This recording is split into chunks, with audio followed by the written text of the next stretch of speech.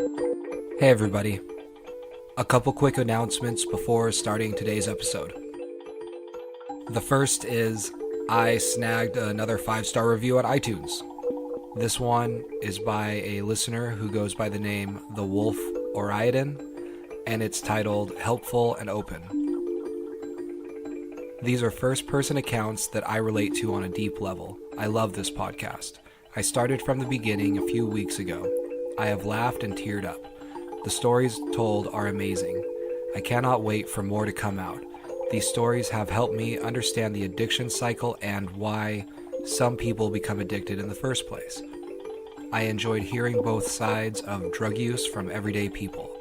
Someday I would like to add my story to Philip's library. Thanks, The Wolf Oriadon.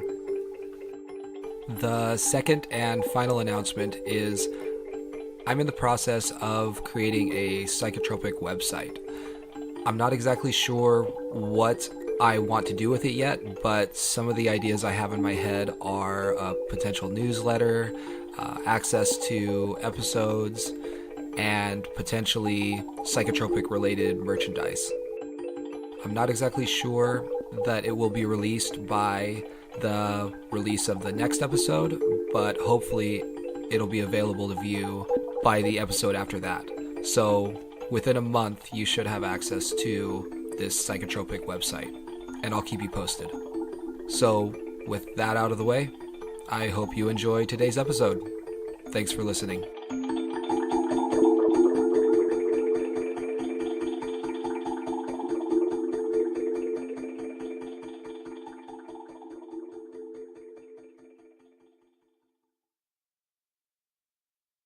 Let's start off with you giving me a list of substances that you've tried. Let's see. Probably all of them except for like Flakka, the new, I don't know, what Mamba kind of stuff they're smoking in South America.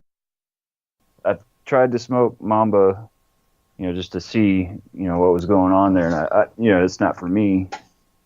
And it has an ill effect, but a lot of people that are on parole or in some kind of institution, Mamba is a go-to because it doesn't show up in 6-panel urinalysis.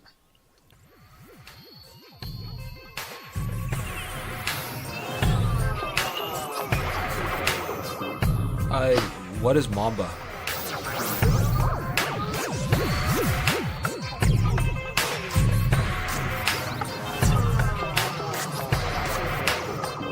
So you remember when they were selling, what was it? Well, there's Salvia divornum was kind of the beginning of it, the Sage of the Divines, and that's it goes all the way back to the Bible, the burning bush, God talking to Moses, and that's a reference to Salvia divornum, the Sage of the Divines, and it started with that. It would get you high, and kind of like a low DMT kind of rolling feeling, but people wanted something more stronger, something more effective, and so they started making a synthetic strain of it, and I believe it comes out of China and it goes to South America, and then from South America it comes up into the States.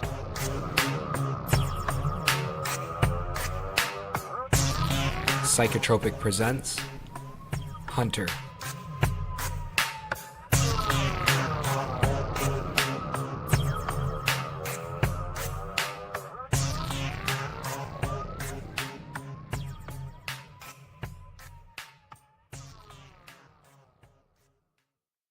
I'm generally myself. I'm a free radical, and if we're doing things that are illegal, that's because we have to.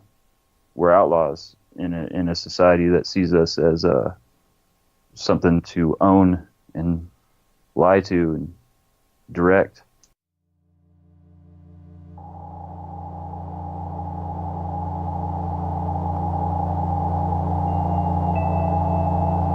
They use acetone, they use cardboard fibers, they use, I don't know what they throw into it, and that's the scary thing about Mamba and Flakka.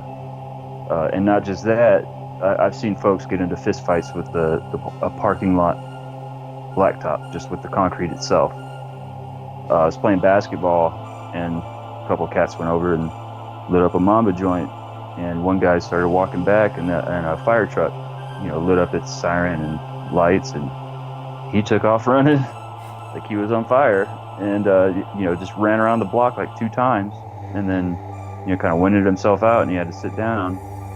I've seen people go into lying face down on the ground, screaming incoherent stuff. In Flakka, down in Brazil, there's a man, attacked some police officers, and they shot him in the face. And he was so unruly and out of his wits, and they had to basically just kind of push him into a jail tank, like a drunk tank, and just let him go off. No medical treatment, no nothing. The man's jaw is half hanging off of his face, and he's crying out in Portuguese.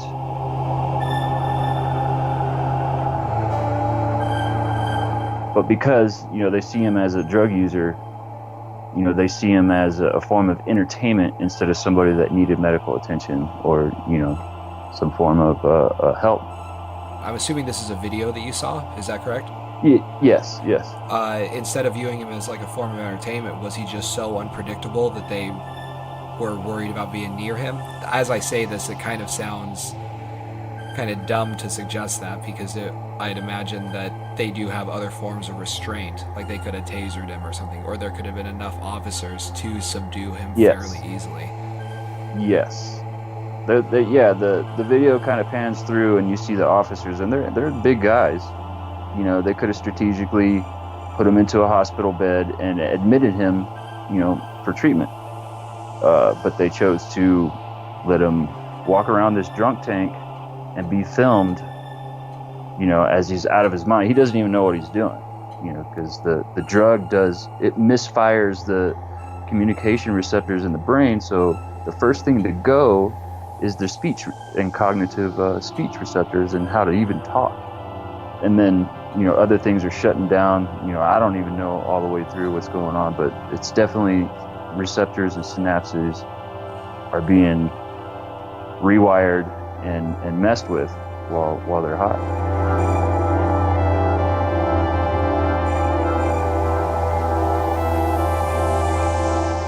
And so this is something that you haven't tried before.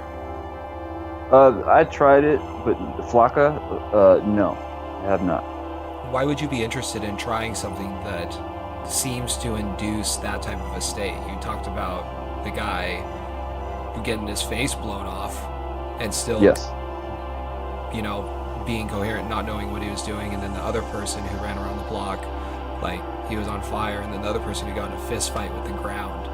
What seems appealing about that to you?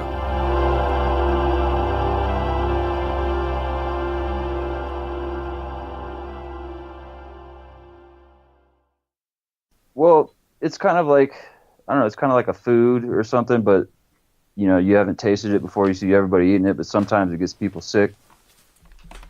Other times people were fine, they're able to still handle themselves, but there seemed to be some kind of buildup. What were the effects like?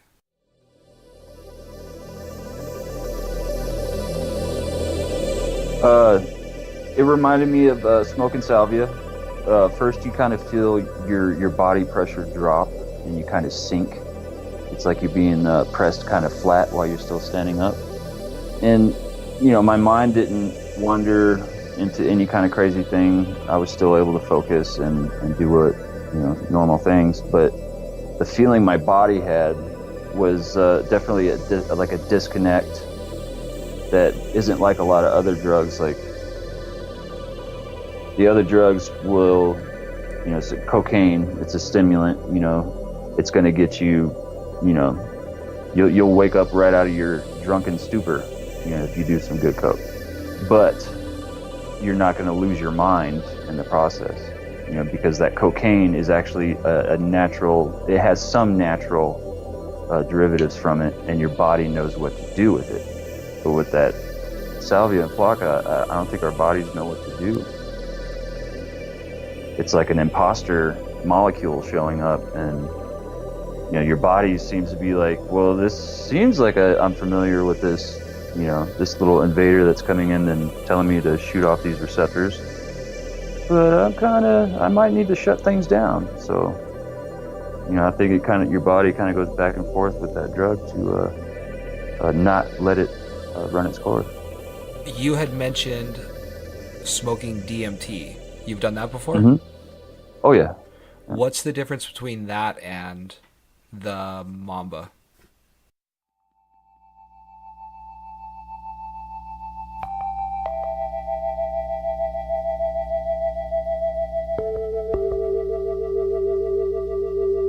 Well, DMT is in every living thing. It is if you've seen the spirit molecule, I think you can see it on Netflix or even YouTube. It walks you through, a laboratory implementation of DMT injected, into like 4 or 5 subjects. And they stopped the experiment, not because they were getting sick or bad, but these people were coming back and saying, they were at the pillars of the gates of dawn and they were huge cosmic jellyfish, and it was so profound, the journey that their mind went through. DMT is released in your brain in minor amounts when you sleep, when you're born, when you die. It's part of a natural cycle of life. So when you do DMT, yeah, you might be scared, but the high is not going to make you get into a fist fight with a parking lot. You had mentioned that DMT is in every living organism, right? Yes, it is. Yes. With that being the case, why do you think it's been made illegal? Because you would start thinking for yourself, you would start seeing things and meditating and thinking for yourself, because you wouldn't be able to carry that propaganda that you've been fed through your trip. You would be stripped away down to your core, and then you would come back with your core. And it's a very frightening thing to the people that hold the power, to have somebody that they thought they had programmed. They thought they had told them you need to chase the carrot and get a loan and be in debt and eat fast food. But then they come back and they start saying, well, I think I should be good to myself. And, there's a connection that happens with everything in the universe. There's a lot of profound empathy that happens with psychedelics and DMT. And it's like an ancient primal deja vu, reincarnation in a whole nother lifetime, all at the same time.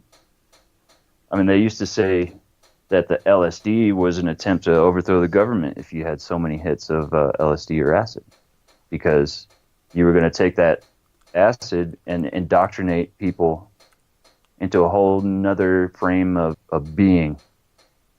You're basically saying that the reason it's illegal is because of social control. They've built up these constructs, which we've adopted into our own heads. Yes. And without maybe even knowing it. But then by taking one of these substances, like LSD, or in this case specifically DMT, it breaks down those constructs and allows you to see something more pure, maybe?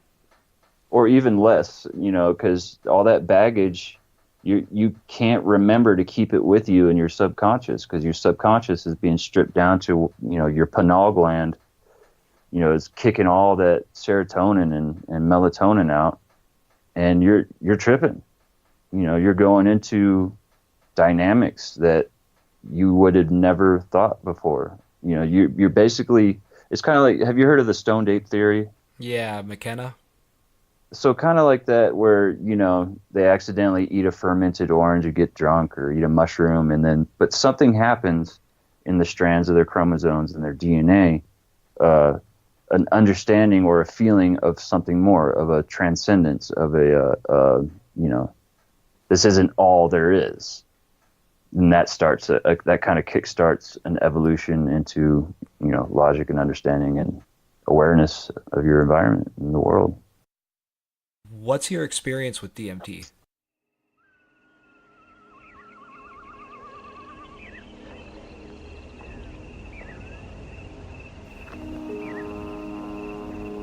Uh, See, with DMT, uh, I've been around psychedelics and marijuana all my life, and the thing about DMT is it's so easy to make. It's like a baby falling off a horse, and if everybody knew how to do it, it'd be a different world. You know, it's kind of like we've all forgotten how to work on our computers or our cars. You know, and then DMT, it's remarkable. DMT is not just, you know, like pot's kind of like an enhancer psychotropic. You know, it doesn't change your mind, but it kind of, you know, gives you a warm blanket. But DMT just kind of like makes you back into a baby and throws you out to the universe, and you can't hide from it.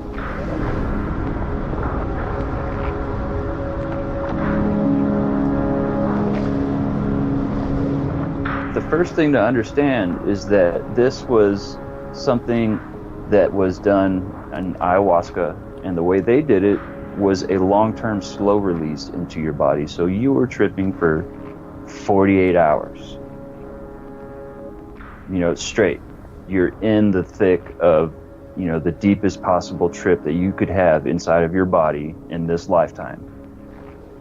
And it was introduced, and shamans and leaders of these tribes, and, you know, holy people would fast. They would set themselves right in the mind. They would, you know, there was a lot of procedures and rituals before they would even take the drug.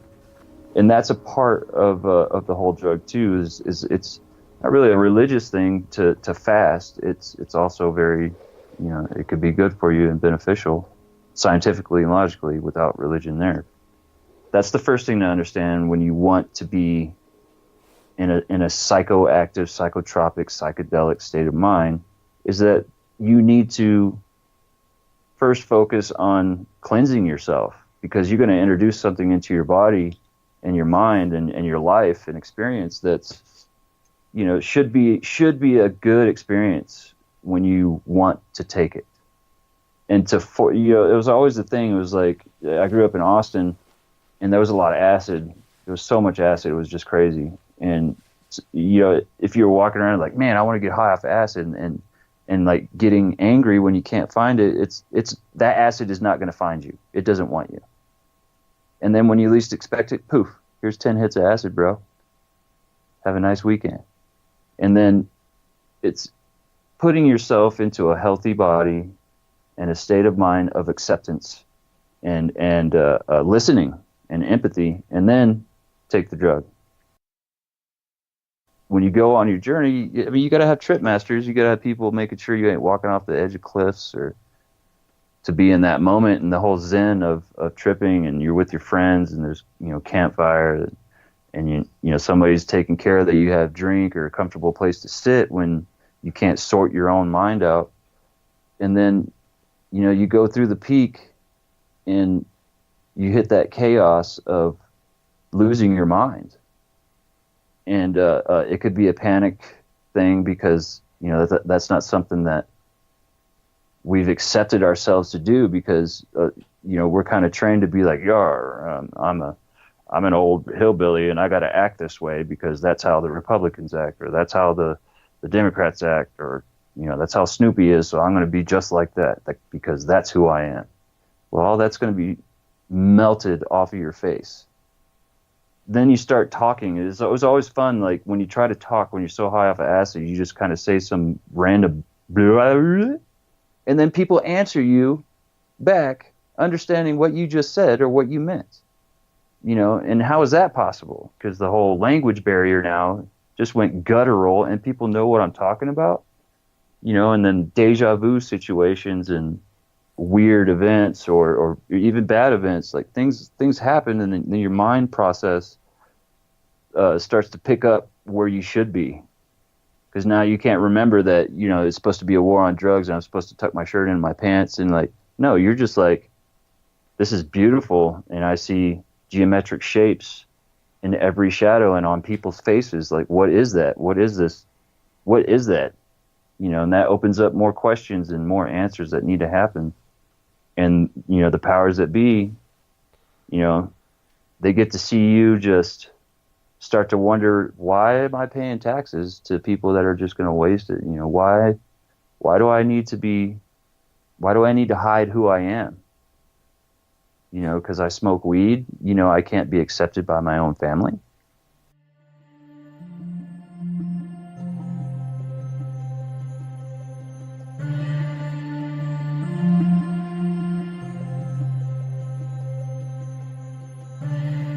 You touched on the idea of Flakka and Mamba, and those seem like substances that incite unpredictability and potentially violence, just from your description.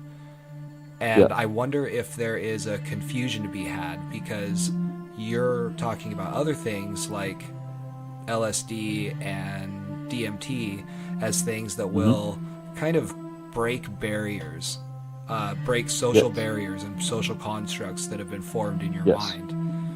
And so it's almost like an entire blanket statement has been pulled over all drugs in general because there's been a few potentially unpredictable ones. But I'm kind of curious what you think about that, because if you think that the reason DMT and LSD are illegal is for social control, I wonder what you think Flakka and Mamba are illegal for.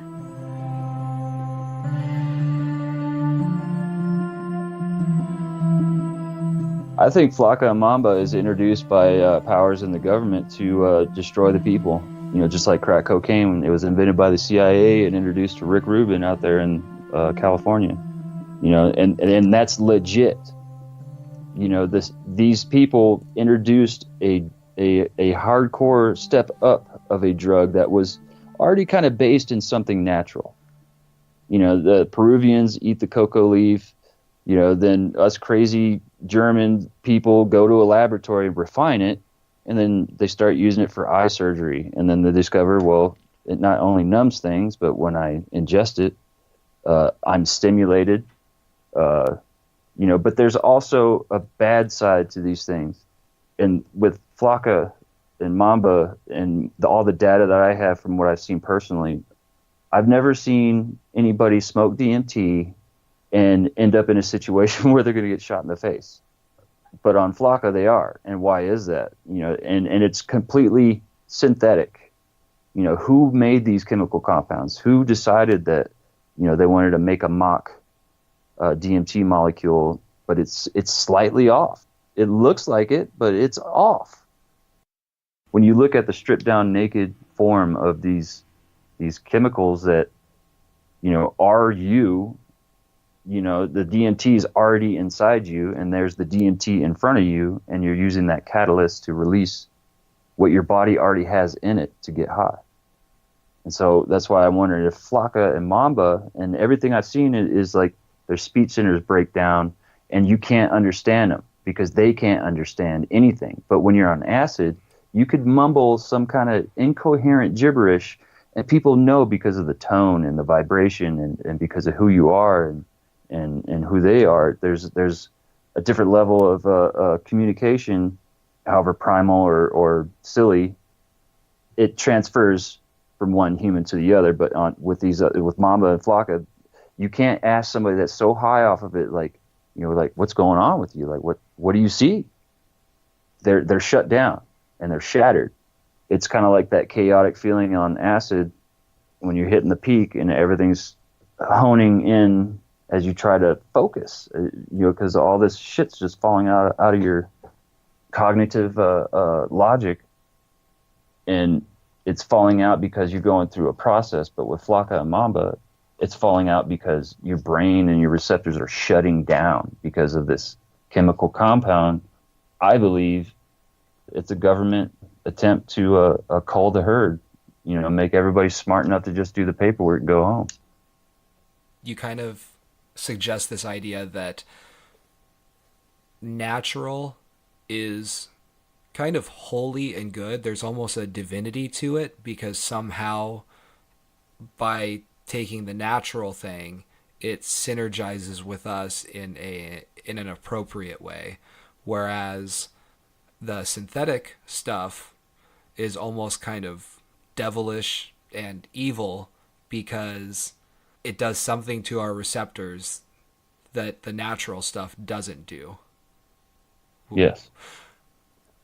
Just because it's natural doesn't always mean that it's always good for you too. And that's where, people should reflect on taking drugs and doing drugs. It should be a personal process of, what's going to happen if I, to me, all drugs, go ahead and legalize them all. Portugal's done it, and I think a few other countries have, and the crime rate's gone down. The amount of people that are actually doing drugs has gone down. The treatment for people that are addicted has gone up. All the money spent on the war on drugs is now going to treatment and to betterment and higher education. The Attorney General from Portugal was against legalizing all the drugs. He'd been programmed. We got to keep the war. We got to save our people. We got to keep the playgrounds clean. And poof, this happens, and then the data, you can't hide the data. And he came out and said, I was completely wrong. And I was completely ignorant to what could possibly happen in this positive way. And what I think happens is once you legalize something, that you make it available, the knowledge available to everyone, not just like, hey, Mom, what's marijuana? And she's like, well, you out there smoking weed by the shed, you stupid ass. Instead it's like, well, marijuana, has been around in cultures for tens of thousands of years. We have receptors in our brains and our bodies to catch the CBNs and CBDs and spread them throughout our body, and we still don't understand what our body's doing with it. So let's say we could live in a world where drugs are legal universally. Mm-hmm. What do you think that world would look like? So when we legalized marijuana, we started to see the dispensaries, that we started to see that, how do we conduct ourselves? Do we smoke out on the sidewalk? There was a lot of etiquette and ethics and order that were set up so that, people that don't smoke pot don't have to smell it all the time, and people that do smoke pot don't have to deal with these people yelling at them because they're protected also. So now we have a system of order in place to where you aren't going to be called a hippie faggot for going into a dispensary and buying a joint. Now it's going to be, you're putting money into Colorado when you buy a joint. You're putting it into the municipality to direct into something good. So it's a system that where people have resources and benefits to respect each other and hold to. But when you take all the other drugs and legalize them, you do the same thing. Just like with heroin. Heroin, I've never shot it up or anything. I mixed it with some wine and drank it. It's not my thing, but I see why people like it. It takes the pain away.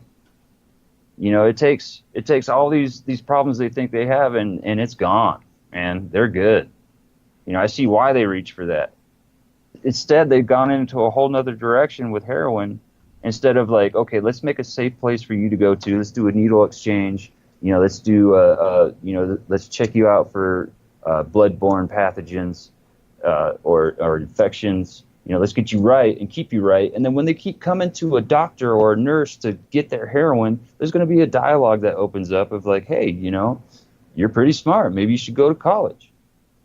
This heroin really isn't doing nothing. You sit around and watch The Price is Right all day. Is that really what you want to do? So you have a professional person with ethics that doesn't degrade the person because they want to do drugs or they feel like they have to in order to think and feel a different way. Now they're being approached by people that can usher them into a healthy way of living. That doesn't mean that they're going to not ever do drugs again or anything, or, I'm not saying any indoctrination, but to have a self-respect, because now society has to respect them. To deny people their personal freedom of expanding or even destroying their own minds, you could always offer help, assistance, and whatever knowledge you have, but to make somebody into a toothless, homeless person, out on crack alley, that's the problem, is the disrespect and purposeful manipulation of people.